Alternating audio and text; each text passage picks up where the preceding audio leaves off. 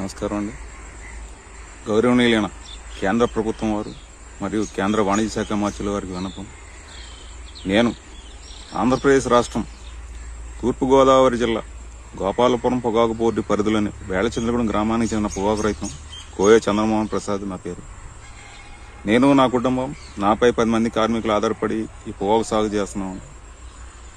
మరి కేంద్ర ప్రభుత్వం ఇటీవల సిగరెట్ల మీద పన్ను పెంపు నిర్ణయం తీసుకున్నారు. ఈ పన్ను సిగరెట్ల మీద కాదు, పొగాకు పంట మీదని ప్రజలు అనుకుంటున్నారు.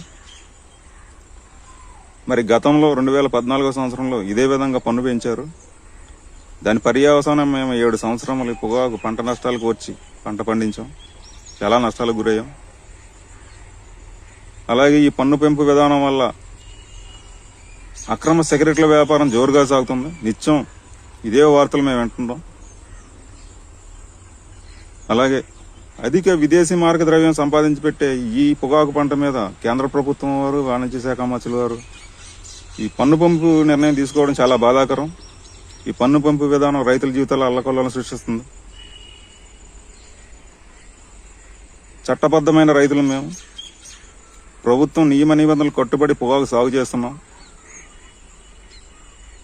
మరి ఈ పన్ను పంపు నిర్ణయం కేంద్ర ప్రభుత్వం వారిని వాణిజ్య శాఖ మంత్రుల వారిని వెనక్కి తీసుకోమని, రైతులకు న్యాయం చేయమని, రైతుల జీవితాల్లో వెలుగు నింపమని పదే మిమ్మల్ని కోరి ప్రార్థించి నమస్కారం సమర్పించుకుంటున్నాను.